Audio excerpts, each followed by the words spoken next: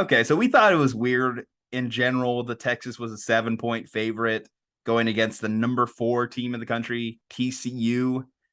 And while the result was not shocking, how we got there was. It was 17-10. Vegas had the over under in the 60s. Not exactly what I was expecting from the Big 12 game. Kyle, were you shocked at the low score that came from this game?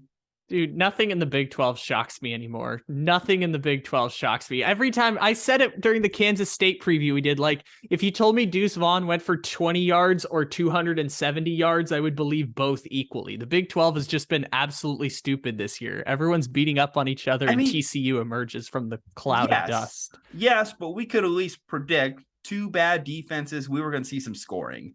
TCU, great offense. Obviously, Max Duggan worked his way into the Heisman conversation, but we looked at their defense, and their defense that actually was missing a couple key starters. And we thought, Texas, Xavier Worthy, Bijan Robinson, Quinn Ewers, a top-tier offensive line. They should be able to put up some points, right? Steve Sarkisian, offensive coordinator, offensive genius. Steve Sarkisian should be able to put up some points. Not so much. The Texas defense outscored the Texas offense. The lone touchdown for Texas, very late, fumble recovery, scoop and score into the end zone. That's the only touchdown we saw. Field goal from the offense, and that didn't even come till the second half. Texas gets shut out in the first half of this game. I have nowhere to turn, but Coach Sark said we'd give him time. Give him time. We talk about it. We kind of let things go. But how are you so underprepared? And in his post-game press conference, he's over there talking about, well, we just got to call better plays and execute better. It's always, player execution with him. I'm glad that he finally said for once, I need to call better plays. No shit, Steve. No shit. My God. Okay, Quinn is not helping him, too, by the way. I should point that out. Quinn Ewers, last 3 games, 45% completion percentage. He was 17 for 39 in this last contest. Talked about bad footwork. There's something going wrong mechanically there if you're talking about 45% completion percentage through 3 games. 2 tough Big 12 games. I understood the first one against Oklahoma State, right? You're going in a road environment, crowd shaking that stadium. Very daunting for a redshirt freshman. This one, you're in the friendly confines. You're in Austin. Yeah, it's a little cold. We have a cold front coming through, so a little chilly, a little nippy out there. But come on, that's why you have the flowing locks, right? That's to keep you warm. At least keep the back of your neck warm. But no, just airmailing passes left and right, skipping them to receivers from time to time. Again, we'll point back to Steve Sarkisian. I'll have some easy throws for the freshman. Allow him to get in. Come on, Steve. Come on. Your offense is the most bland shit ever. You can't draw up a bland play call for your quarterback. Like Steve Sarkisian, I know you keep calling him offensive genius, but I call him offensive genius out of sheer sarcasm. It's the nation. Yeah. They call him offensive genius. It's because he had who was the quarterback? Was it Matt Barkley? Because he had one quarterback at USC that was great. Everyone dubbed him a quarterback whisperer guy. No, he has the most boring offenses ever. But like the whole thing with that is you should be able to get like one score, right? Like one, maybe. You should be able to get I had to double check to make sure this was the case. You should be able to get more than 28 rushing yards in an entire college football game. Yeah. The conversation of whether or not Bijan Robinson is a first-round running back, 12 carries for 29 yards. Rashad Johnson, again, a talented running back too. 5 carries, 14 yards. 22 carries for 28 yards when you add in the negative 15 from Quinn Ewers. Yeah, it is a little bit more than a yard a carry. That doesn't even count the sacks either. The sacks add to negative yard totals on that as well. So double down on the difficulties for that one. But yeah, there are a lot of things you can point to and be frustrated with coming out of that game. And obviously you just highlighted a bunch of them. And I think that the result is not going to look as bad the further away we get from it. It's just in the short term, how many opportunities you had to at least keep the game close. Like it was 3-0 at halftime. If you told me going into the game that we held, again, a Heisman candidate, Max Duggan, to 17 points, I'd ask you, how much did Texas win by?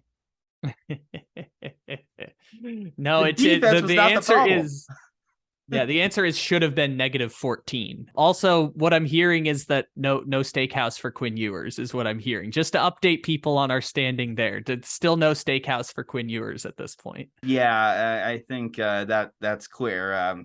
Now But it's what just if a he matter wins of, the Duke's Mayo Bowl? Does that change your tone on that? What if he gets a win in the Duke's Mayo Bowl? well, we may be able to get him a nice package of Duke's mayo. But it's quite the fall from grace from a steakhouse. Yeah, no, Quinn, I don't know how he's going to fix this in season, fix the jet while it's in flight, but I hope that a coach who is of such high esteem as you are, Coach Steve Sarkisian, can do such. But they got other problems. They got the Jayhawks to deal with on the road this week. The Jayhawks team, bowl eligible for the first time since 2008, 2007, either with the mid-2000s. The Jayhawks team that, under Lance Leipold, have done well. Their biggest issue, they had a quarterback injury affect them earlier in the year. They have some more injuries at the quarterback position to deal with this week. Jalen Daniels was fantastic for him. And I go back to last year's game. Texas allowing over 50 points was bad enough, but you also have players who weren't exactly playing significant minutes on any other college football team that were scoring against them. And now this year's Kansas team is a much improved Kansas team. They still have their issues. They still have their shit to deal with. They're still an improving program, but they're a much better program than they were a year ago. Can you say that Texas is a much better program than they were a year ago? They're a better program. I don't know how much better. We're talking about them. Okay, so they have 7 wins this year. They were a 5-win program last year. They're 2 wins better at this point. But if you told me they lost the next 2 and finished 7-5, I want to look at this as a dramatically better program 1 year removed.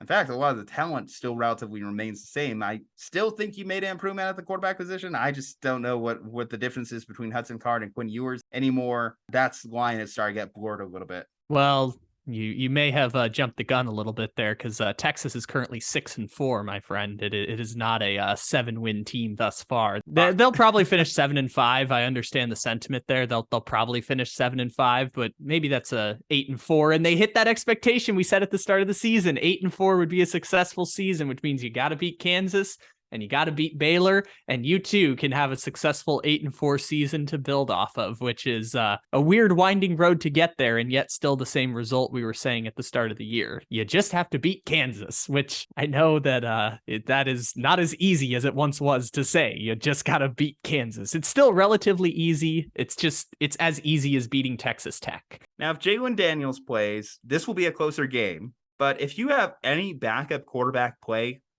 in this game and you lose, then I am saying it right here. Leave Coach Sark in Lawrence. Don't bring him back. Don't let him back on the team bus, the team plane. Don't let him around the team. Just isolate him like a virus. Just try and isolate him, socially distance, get him away from the state of Texas, from Austin, Texas. Just if he loses this game, Kansas back-to-back years, and there's a backup quarterback involved in this game in any shape or form, then that is a fireable offense. That is losing to Jeff Saturday. That is something that needs to just be established right here, right now. That is my statement on what needs to happen this weekend. You have no excuses. You got to win this game. If you don't, bye.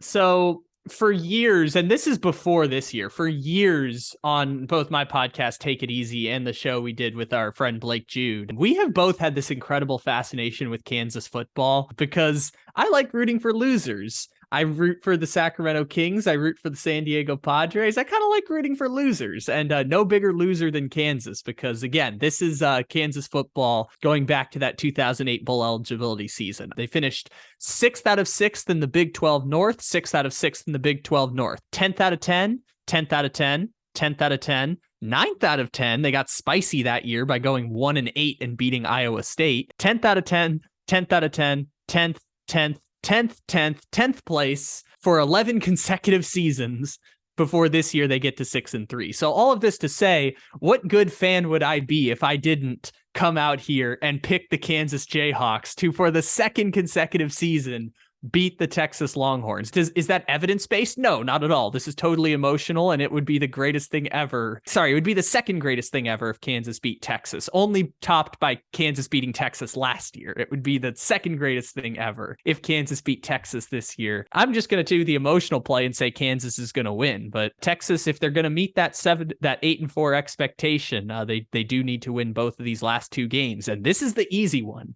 Baylor's the harder one. This is the easy one to win the last few weeks of the season. So I will pick the Kansas Jayhawks out of pure emotion and joy for the fact that I'm going to get to watch them play in the Bad Boy Mowers Gasparilla Bowl this year. Who do you think is going to get this win? Is it going to be the Jayhawks? Is it going to be the Longhorns? I'd like to hear your thoughts in the comment section. Leave a like on the video, subscribe to the channel, follow us on all our social media. Stay safe, happy, and healthy. From Juju and Kyle, we'll see you next time.